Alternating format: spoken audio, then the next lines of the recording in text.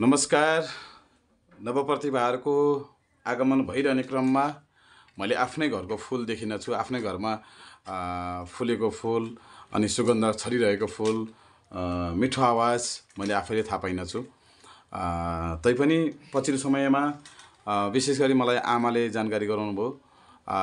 छोरी पनि गीत गाउने बाँकी छिन् भनेर भन्नुभयो। त्यसपछि कस्तो गाउनुहुन्छ भनेर चाहिँ मैले अब गाउँमा जाँदाखेरि गाउनलाई त्यो भिडियो मैले फेसबुक पेजबाट धेरैले लगभग 50,000 भन्दा बढीले हेर्नु भएको छ। मेरो फेसबुकबाट हालेको थिएँ, थोरै 4-5 मिनटको बनाएर। सबैले राम्रो प्रतिक्रिया दिनुभएको थियो।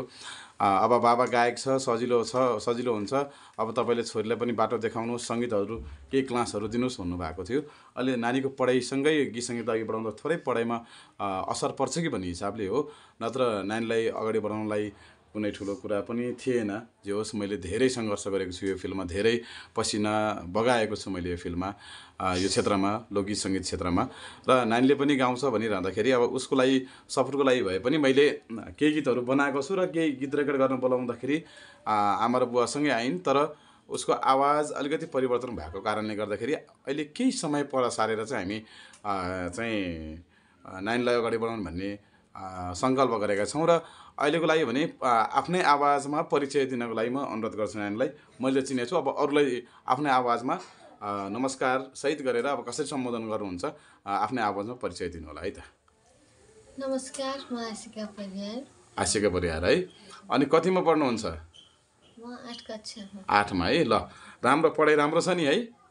के गीत मात्र गाएर पढाइ बिगारेको छ? छैन है। अब गीत सङ्गीतको दौडानमा सबैले मन पराउनु भएको छ आवाज चाहिँ।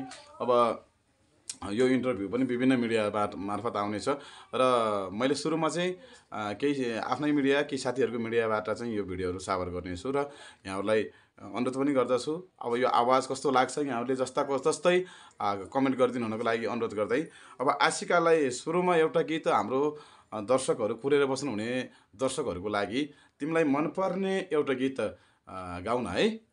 बोल्नुभन्दा पनि धेरै गीत गाउनुपर्छ आज है त। ल, सुरु गरौँ है त।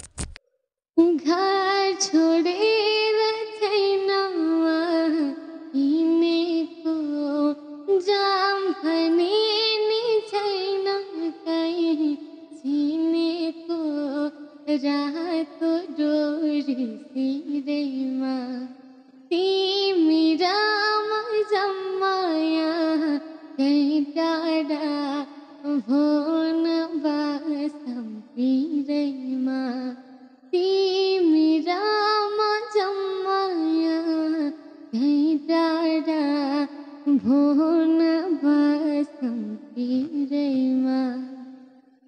तिमी र म जम्माया कहीँ टाढा भोन बासम पिरैमा। यो गीत तिमीलाई मनपर्छ? यो नि हाम्रो धादिङकै भाइ सुमन भाइले गाउनुभएको गीत हो। यहाँ बङ्गिनीकै शब्द सिर्जना भएको गीत आशिका परियार र हाम्रो सुमन भाइले गाउनुभएको गीत हो। यहाँको आवाजमा सुन्यौँ हामीले यतिखेर। र गीत सङ्गीत बाहेक अरू के गर्न मनपर्छ आशिका? के छ खुलेर भन। पढ्न है? ड्रइङहरू पनि बनाइ। तिमीलाई पढ्न अनि अरू के मनपर्छ अरे? घरको कामहरू गर्न, चित्रहरू बनाउन पनि मनपर्छ। चित्र पनि बनाउँछौ? अनि त्यो बाहेक डान्स गर्न पनि मनपर्छ। ए, डान्सिङ गर्छौ? अहिले नाचेर देखाउँ भन्नु नमिल्ने गीत बजाएर चाहिँ सम्भव हुन्न होइन। तिमी डान्सिङ गर्छौ है भनेपछि। अनि तिमी कस्तो खालको गीतहरू गाउँछौ तिमीले प्राय? मैले लोकदोरी पनि गाइरहेको हुन्छु, आधुनिक पनि गाइरहेको हुन्छु, दुवै बराबर गाउँछु। अलि बढी चाहिँ लोकदोरी गाउँछु। लोकदोरी गीत गाउँछौ अलि बढी, तर आधुनिक गीतहरू सबै गाउँछौ है? अनि डान्स पनि गर्छौ? ल, अब छोरी मोडल पनि गायिका पनि अब तनाव हुने भयो त बाबालाई है। भनेपछि गीत सङ्गीतमा तिम्रो झुकाव छ है। ल, अहिलेको लागि भने अब धेरै बोल्नुभन्दा पनि आशिकालाई गीत गाउन लाए हुन्थ्यो। बाबा चाहिँले आफू मात्रै बोलिरहेको छ, छोरीले मात्रै बोल्न लगाएको छ बिचरा, कति कष्ट दिएको होला भनेर गाली गर्नु होला मलाई। अहिलेको लागि भने फेरि आशिकाको एउटा आवाजमा आधुनिक गीत या लोकगीत जुन भए पनि हुन्छ, हामी यहाँहरूको लागि राख्नेछौँ। सुन्नुहोस् है त।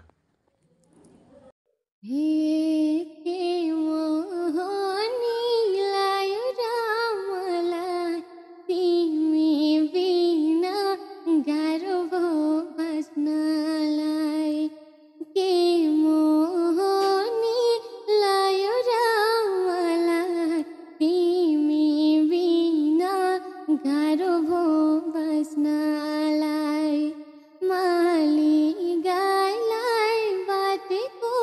दामला मेरो माया छोडेर कहाँ जाम्ला मेरो माया छोडेर कहाँ जाम्ला। अहिले गाइले बाटेको कसले गाएको थाहा छ तिमीलाई? एउटा शान्ति परिहारको गाउनुभएको अनि अर्को विमल परिहार है। अनि गाइले बाटेको नामलाई निकै बिचुकी गायौ र अहिले तिमी अलि सानै छौ, गायिकाहरू पनि कसले गाएको अनि कसले लय बनाउनु भएको कसले शब्द बनाउनु भएको यो ख्याल गर्नु है। अहिले यो गीत राख्यो हामीले यहाँहरूको समक्ष र आशिकालाई विशेष गरी लोकदोहोरी गीतहरू अलिक बढी गाउनुहुन्छ हो। अनि अब लोकदोहोरी गीत बढी गाउने आशिकाले अब आधुनिक पनि सुन्न पाए हुन्थ्यो आशिकाको भन्ने साथीहरू हुनुहुन्छ। लोकगीत अलिक बढी गाउनु हुँदो रहेछ होइन। अब जे होस् मैले चाहिँ तिम्रो आवाज अस्ति गाउँ जाँदाखेरि मैले सुनेको थिएँ। जे होस् त्यो बेलामा राम्रो आधुनिक नि लोकगीत पनि दोहोरी गीत पनि राम्रो गाएकी थियौ। अब अहिलेको लागि भने चाहिँ हामी आशिकाको आवाजमा एउटा आधुनिक गीत सुन्नेछौँ। त्योभन्दा अगाडि आशिकालाई स्कुलमा चाहिँ सरहरूले कतिको हौसला दिनुहुन्छ आशिका आवाज राम्रो छ गीत गाउनुपर्छ भनेर? धेरै नै दिनुहुन्छ सर मिसहरूले हो। आवाज यत्रो हो कि अलिक ठुलो बोल्न मिल्दैन आशिका? जे होस् सरहरूले पनि सपोर्ट गर्नुहुन्छ है। अनि तिमीलाई होमवर्क नगर्दाखेरि अब जस्तै मलाई त स्कुलमा होमवर्क गरेन भने सरहरूले ल तिमी एउटा गीत गाऊ माफ गरिदिनु भनेर गीत गाउन लाउनुहुन्थ्यो। तिमीलाई त्यस्तो गर्नुहुन्छ गर्नुहुन्न सरहरूले? तिमीलाई सबैभन्दा बढी हौसला दिने सर तिमीलाई पढाउने गुरु को हुनुहुन्छ?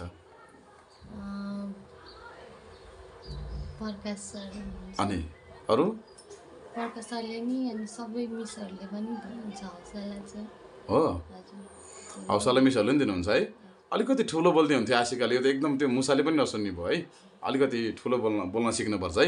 यत्तिकैले मात्रै हुँदैन, अलिक टाठो हुनुपर्छ है।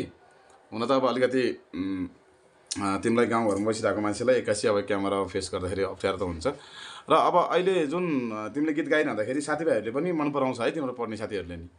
अनि तिम्रो बेस्ट मिल्ने साथीहरूको नाम ल 3-4 जनाको नाम लिउ त ल।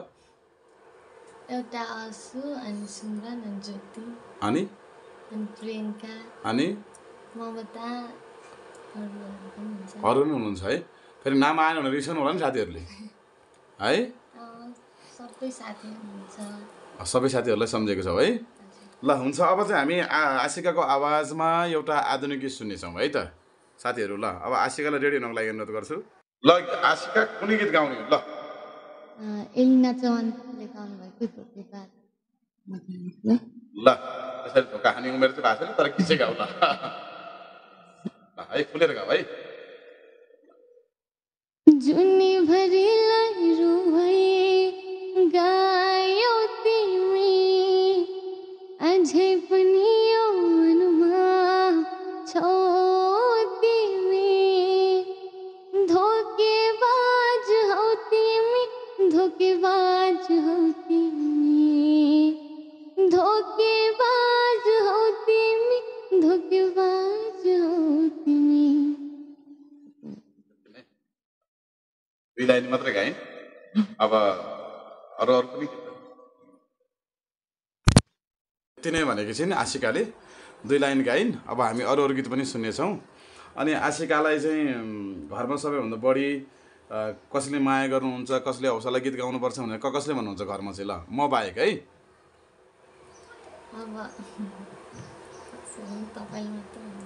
ए हो, हजुरबा हजुरमाले नै भन्नुहुन्छ?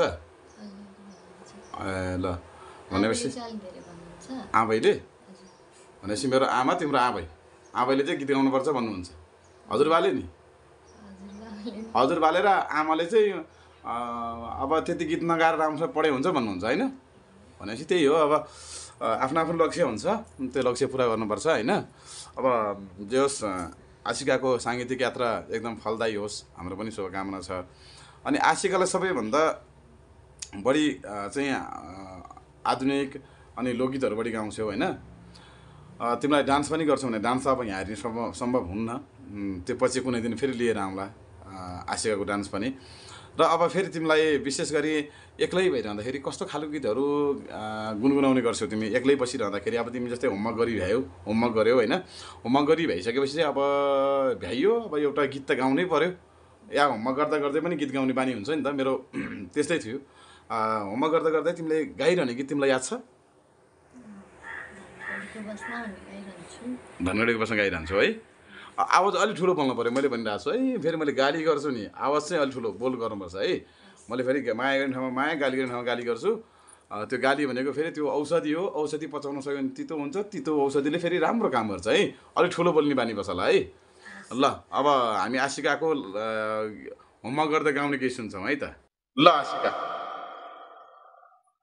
हेरिरहेको होला भनेर आएछौ नि रोजाइ बनेर, धनगढीको बसमा आउँदा मलाई ल्याइदिनु चट्टा कालो चस्मा, आउँदा मलाई ल्याइदिनु चट्टा कालो चस्मा।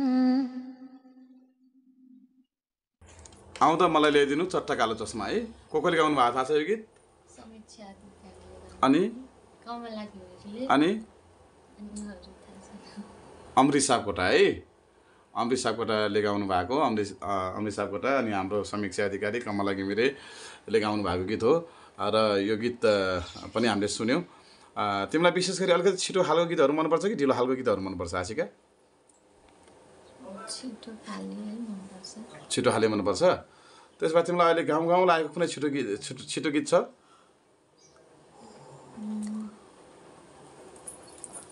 ल एउटा गीत छिटो खालको गीत गाउँ त। अब हामी समयको नि अन्तिम छौँ, छोटो मिठो इन्टरभ्यू मात्रै लिइराखेका छौँ।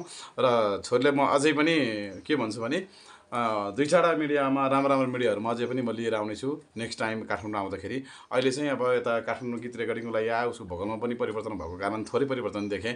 अलिकति उसलाई स्किलहरूमा प्रब्लम भएको कारणले केही समय चाहिँ नानीले अब घरमै बसेर अब राम्रोसँग गीत सुनेर प्र्याक्टिस गर। र यहाँ अर्कोचोटि केही दिन अगाडि आएर म हारमोनियम राखेर पनि छोरीलाई आफूले जानेको सिकाउने छु भनेको छु। यता फेरि आमा पनि बिरामी भएको कारणले यता हस्पिटल पनि लगभग 3-4 दिन लगातार धाउनु पऱ्यो। त्यही कारणले गर्दाखेरि अब अलिक समयपछि गीत अझै मैले गीत नबनाएको भने 3-4वटा गीत बनाएर राखेको छु। उसको भोकललाई कुन सुट हुन्छ, उसलाई गाउँदाखेरि कुन चाहिँ राम्रो हुन्छ त्यो उसले गाउने छिन्। यो यहाँहरूलाई वाचा गर्न चाहन्छु। र एउटा सरप्राइजको रूपमा एउटा गीत दिँदैछु छोरीलाई, म आफैले बनाएको छु। र फेरि छोरीको लागि शीतल गुरुङले पनि बनाएको गीत छ। अब उसले शीतल गुरुङले सङ्गीत गर्नुभएको छ, अरू गीतहरू मैले सङ्गीत गरेको छु। अब उसलाई कुन चाहिँ मनपर्छ उसलाई रोजाएर लगभग शीतल पनि आइपुग्छ होला। त्यतिखेरसम्म हामी शीतल र म बसेर छोरीको लागि यो गीत ठिक हुन्छ भनेर हामी सल्लाह गरेर शीतलले र मैले एउटा उपहार चाहिँ छोरीलाई दिनेछौँ। र त्यो गीत पहिलो गीत हुनेछ। अब कस्तो हुनेछ, कस्तो रहनेछ त्यो चाहिँ गीत बजारमा आइसकेपछि थाहा हुन्छ। र विशेष गरी अब छोरीलाई चाहिँ अलिकति नाच्ने खालको गीत, अहिलेको बच्चाहरूलाई अलिक सेन्टिमेन्टल भन्दा पनि अब त्यो अलिक पढ्दै गरेको बच्चाहरूलाई नाच्ने रमाइलो खालको गीत मनपर्छ। हामीले त्यस्तो गीत पनि बनाएका छौँ र त्यो गीत पनि हामी यहाँहरू समक्ष बजारमा लिएर आउने, चाँडै लिएर आउने प्रयास गर्नेछौँ केही समयमा। अहिले चाहिँ हामी यत्तिकै छोरी जाँदैछिन् हजुरबुवा हजुरमम्मीसँग। अब यो इन्टरभ्यू सकेपछि उहाँहरू निक्लिनुहुनेछ, बुवा मम्मीहरू, अनि बुवा मम्मीसँगै छोरीहरू अनि भान्जी अनि जानुहुनेछ र आशिका पनि जानुहुनेछ गाउँ। केही समयपछि फेरि म बोलाउनेछु। सहज र अलिकति अनुकूलता तिम्रो भोकलमा चाहिँ अलिकति राम्रो भए बुवा, म अलिकति पहिलाभन्दा अलि राम्रै गाउने भएको छु भनेर तिमीले कन्फिडेन्स लेभल बढाइसकेपछि चाहिँ अनि मलाई फोन गर्नु। अनि तिमी चाहिँ स्कुल बिदा भएको टाइम बनाएर तिमी काठमाडौँ आएर एउटा गीत रेकर्ड गर्न सक्नेछौ र गराउने पनि छु। लाइभ जोरीहरू पनि गाउँछिन् भनेको सुनेको छु। लाइभ जोरी चाहिँ हामी आज सम्भव नहोला, अलिक ढिला हुन लागिसक्यो। अब उता गाउँ जानुपर्ने भएको कारणले गर्दाखेरि अब केही गीतहरू आशिकाको आवाजमा हामी राख्नेछौँ। अब अहिलेको लागि चाहिँ हामी आशिकाले छिटो गीत मनपर्छ भनेको कारणले हामीले आशिकाको आवाजमा छिटो गीत राख्नेछौँ है त। ल अब आशिकाको आवाजमा हामी गीत सुन्छौँ है त। ल साथीहरू, ल आशिका सुरु गर। नशा नशा रगतमा छौ तिमी, विरतीको अर्को नाम हौ तिमी, तिमी मलाई पर्लै नै मन पर्ने, तिमी मलाई पर्लै नै मन पर्ने, तिमीले छड्के आँखाले नहेर्ने, मैले हत्ते गरेर के गर्ने हो। टाढा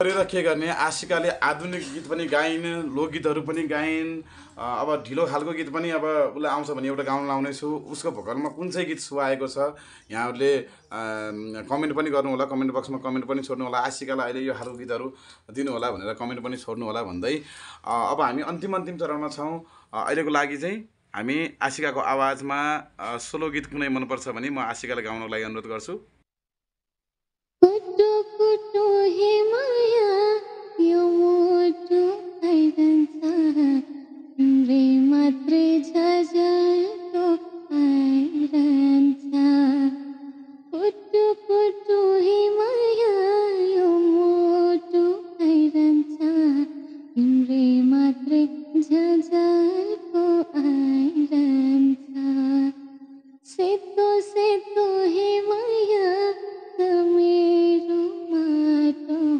झल्को आउँछ नहीं रह्यो बाटो हे झल्को आउँछ हे माया नहीं रह्यो बाटो सेतो सेतो कमेरो माटो काठे पनि मिठो गाउँदै रहेछ है काठे भाका पनि पश्चिमी सबै खालको आधुनिक गीतहरू अब तिम्रो कतिसम्म लकले साथ दिन्छ लकको कुरा पनि हुन्छ होइन मैले गर्ने सपोर्ट साथहरू तिमीलाई सधैँ रहिरहनेछ अब तिम्रो लकले पनि साथ दिनुपर्छ तिम्रो सबै कुराको साइज जुर्नुपर्छ के अरे भाग्य छ भनेर दोकान दुध दुहेर त अड्दैन तैपनि भाग्यसँगै कर्मसँगै लग्यो भने अवश्य सफलता पुगिन्छ म पनि लगभग 14-15 वर्षपछि चाहिँ एउटा गीत चले बतासा टर्निङ पोइन्ट भन्यो जसको श्रेय हाम्रो दर्शकबिन अनि त्यसै गरी हाम्रो गोविन्द पङ्गिनीज्यू अनि हाम्रो अमेरिकामा बस्नुहुने जितु नौबाको परिवार हुनुहुन्छ भाउजू मम्मीहरू बुवाहरू सबै उहाँहरूको श्रेय छ गोविन्द पङ्गिनीजी हामी सबै साथीहरू मिलेर बनाएका छौँ मेनुको परिवार यसमा खेल्ने मोडलहरू सबैको मिलोमहत्व लक मिलेर सबैले मन पराउनु भएको छ अब तिम्रो आवाजलाई कतिले मन पराउनुहुन्छ भने त्यो थाहा छैन अब हामी अन्तिम चरणमा छौँ अब घर जाने बेला पनि भइसकेको छ अब निस्कन पर्ने हुन्छ एकछिनमा अहिलेको लागि भने हामी अन्तिम चरणमा छौँ र अन्तिममा चाहिँ